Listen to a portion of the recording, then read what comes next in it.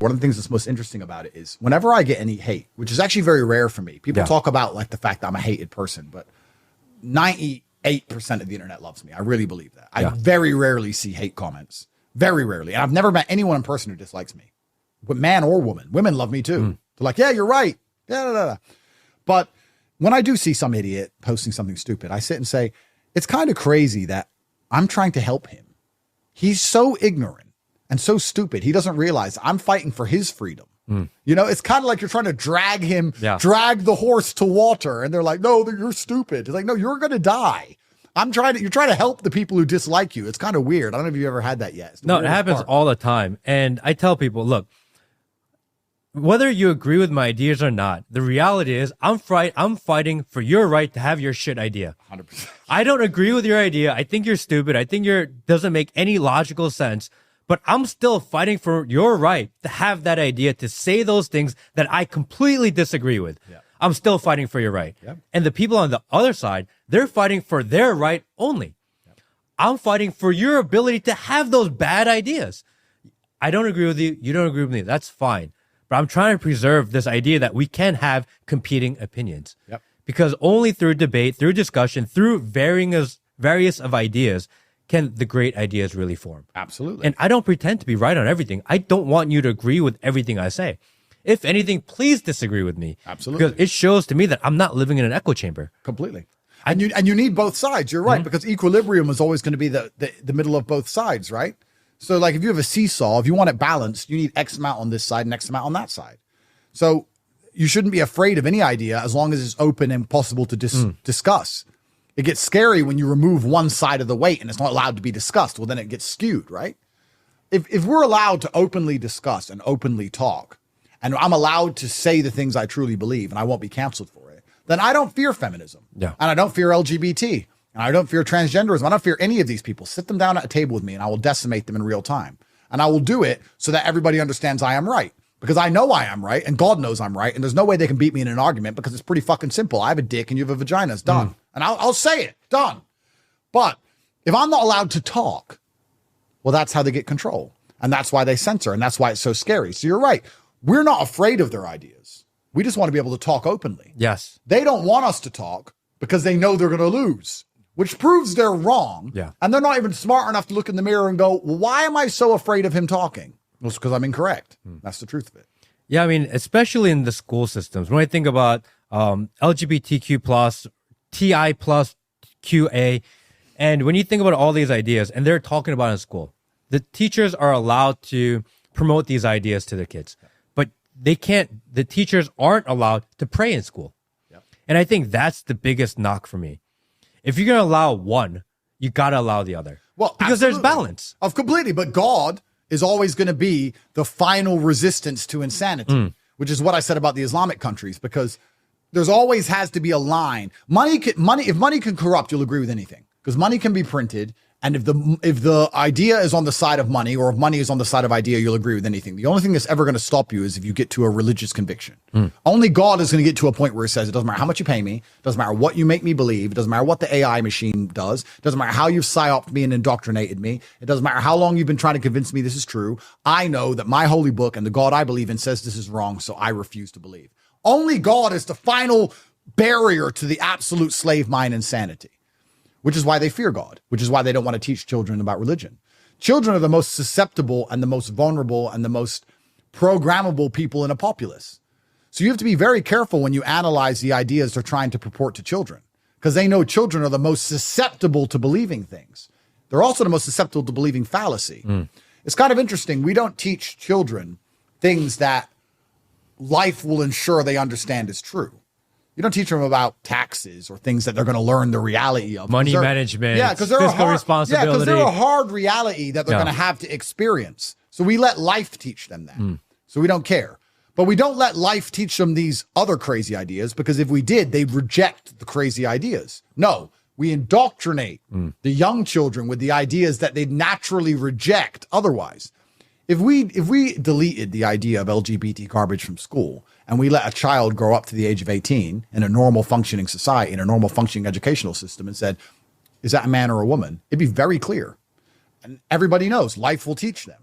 We're only trying to indoctrinate them against their own eyes, against their own innate understandings of how society works for these insane ideals. But anything important that life's going to teach them anyway, we refuse to teach them. So you should look very carefully at any idea they keep pushing on children, because what they're actually doing is taking an idea which they know is garbage and finding the people who are most likely to believe it, finding the suckers and the gullible, effectively.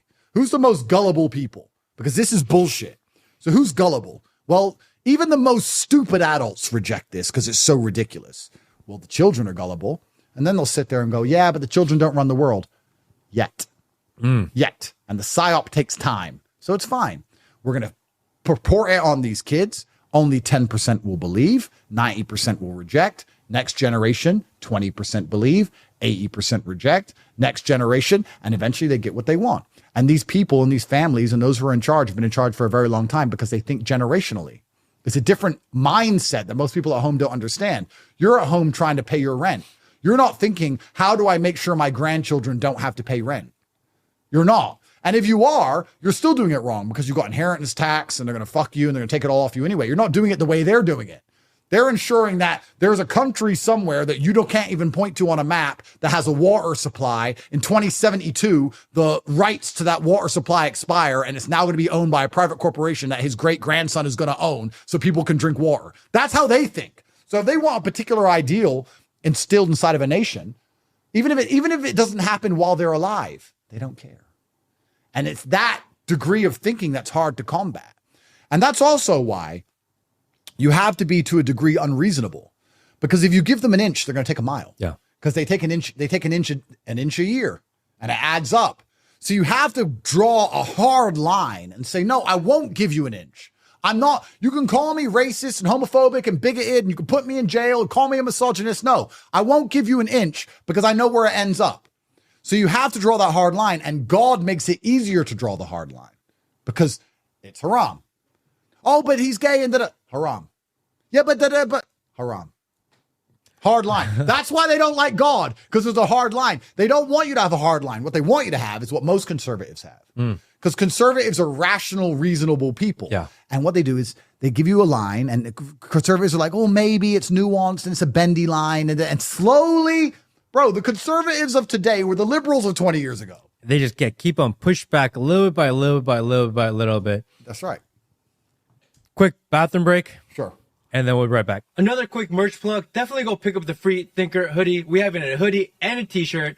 Brand new for this episode. This only works because you guys support our efforts, are part of the Free Thinker army. And if you don't want some merch, hit the donation link. Appreciate you guys. Let's get back to the episode. So I want to get into religion because you talked about your conversion to Islam just a little bit. And I think for a while, I've been really jaded with Christianity in America. Mostly because I see the shift in the church, right?